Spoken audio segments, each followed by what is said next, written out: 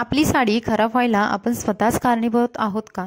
साडीला पदर पिन करताना आपण अशी छोटीशी पिन वापरत असतो किंवा साडी फिटिंगसाठी सुद्धा आजकाल आपण अशा छोट्या पिन वापरून साडीमध्ये पेटीकोटला लावत असतो.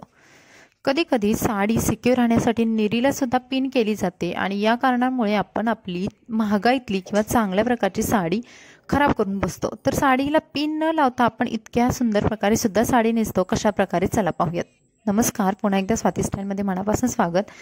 तर बघा, जेव्हा तुम्ही साडीला अशा पिन लावत असतात आणि जेव्हा तुमच्या साड्या असं ट्रान्सपरंट असतात किंवा चांगल्या महागाईतल्या साड्या असतात, पैठणी टाईपच्या साड्या असतात आणि त्याच्यामध्ये पिन फसते आणि साडी फाटते, बरं ती लवकर निघतही नाही आणि आपल्याला कशी तरी खेचून काढावी लागते आणि साडीला होलसुद्धा पडलं जातं. हे जर टाळायचं असेल तर तुम्हाला सुंदर प्रकारे पिन न वापरता सुद्धा साडी कशी नेसायची आहे चला बघूयात.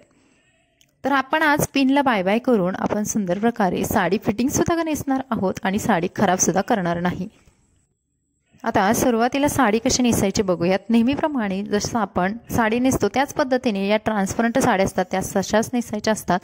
फक्त यांना पेटीकोट आतमध्ये जो आपण वेअर करणार आहोत तर त्या कलरचा केला पाहिजे, म्हणजे जेणेकरून आपल्या साडी ट्रान्सपरंट साडीमधून आपला वेगळ्या कलरचा पेटीकोट आहे तो दिसू नये. साडी नेहमीप्रमाणेच अशी समोरून पाठीमागून खोचून घ्यायची. आता ट्रान्सपरंट साडीचा आणखी एक फायदा म्हणजे या साड्या अंगाबरोबर चोपून व्यवस्थित बसतात. पण या साड्यांचा तोटा म्हणजे जेव्हा तुम्ही पिन्स वापरता त्यामुळे या साड्या लवकर खराब होतात किंवा तुम्ही रफ केल्या तरी सुद्धा खराब होण्याचे चान्सेस जास्त असतात. साडीचा पदर आहे तो आपल्याला नेहमीप्रमाणे गुडघ्याच्या खालीच घ्यायचा आहे आणि त्यानंतर साडी आपल्याला सिक्युअर करायची आहे. साडीचा पदर मी गुडघ्याच्या खाली ठेवला आणि त्यानंतर आता पिन कशी करायची बघूयात. आता या ट्रान्सपरंट साड्या असल्या तरी सुद्धा यांचं सूत असतं ते इतकं मलमल असतं, त्यामुळे तुम्ही अगदी इझिली काठपदराच्या साडीला जसा पदर करता तसं न करता तुम्ही अगदी इझिली अशा पद्धतीने प्लीट्स हाताने करू शकता. व्हिडिओमध्ये दाखवल्याप्रमाणे तुम्ही अगदी अर्ध्या मिनिटामध्ये सुद्धा या सर्व प्लीट्स करू शकता आणि त्याही एकसारख्या.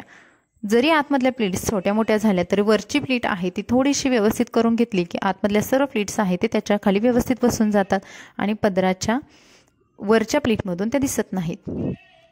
आता इथे जर तुम्ही पिन वापरली तर ब्लाऊजमध्ये तर पिन अडकू शकते किंवा तुमच्या पदर आणि ब्लाऊजमध्ये दोन्ही प्रकारे पिन अडकून साडी फाटू शकते.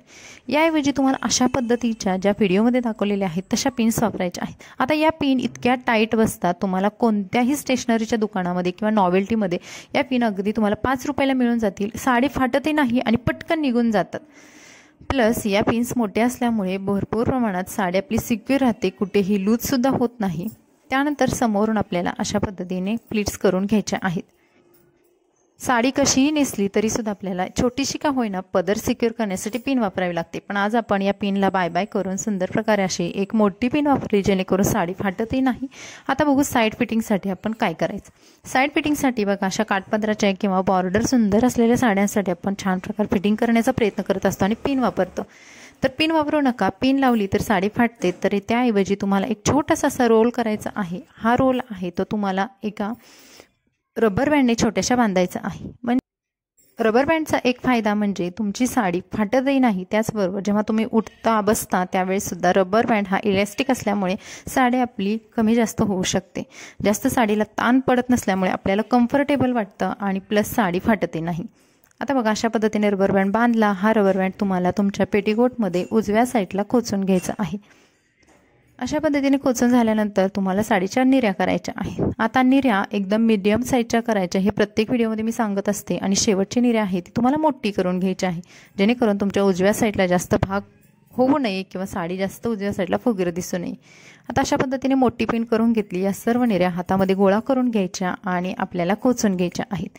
आता ही मलमल साडी असल्यामुळे खालच्या ज्या आपल्या पायामध्ये येणारी बॉर्डर आहे ती सुद्धा अगदी सुंदर बसते, कुठेही आपल्याला जास्त प्रेसिंगची गरज पडत नाही. त्यानंतर आता आपण इथे बघा एक मोठी पिन वापरण्याचा नेहमी प्रयत्न करत असतो.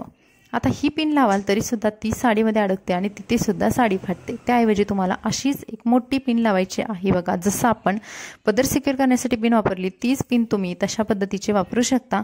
आणि बघा, साडी सिक्युअर करताना मी कशा पद्धतीने केलेली आहे बघा. अगोदर निर्या आहेत त्या थोड्या प्रमाणात खोचल्या आणि नंतर पिन लावली आणि बाकीच्या निर्या खोचून घेतल्या. त्यानंतर इथे जर प्लीट तुम्हाला असं वाटत असेल की आपली गळ्याजवळची प्लीट आहे ती लूज होते तर ती तिथेच फोल्ड करून घ्या आणि त्याच्यानंतर तुमची पिन लावून घ्या. बघा तुमची साडी इतकी सुंदर प्रकारे बसते, प्लस फाटतही नाही. तुम्हाला कम्फर्टेबल वाटतं, उठता बसताना सुद्धा त्रास होत नाही, कारण आपण तिथे रबर बँड वापरलेला आहे. आणि इतकी सुंदर राहणारी साडी महागाईतली कितीही असू द्या, अगदी व्यवस्थित बसते, फाटत नाही आणि तुम्हाला कम्फर्टेबल वाटतं.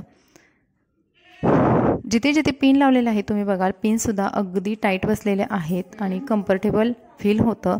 तर ही झालेली आहे आपली सुंदर प्रकारे साडी नेसून. तुम्हाला कशी वाटली किंवा या टिप्स कशा वाटल्या नक्की सांगा. तुमच्यासुद्धा साड्या महागड्या असतील किंवा ज्या साड्यांमध्ये खूप ट्रान्सपरंट आहे आणि तुमच्या पिन्स अडकतात, तर त्या साड्यांसाठी तुम्ही ही ट्रिक नक्की वापरू शकता. तर व्हिडिओ आवडला तर लाईक करा, चॅनल सबस्क्राईब करा.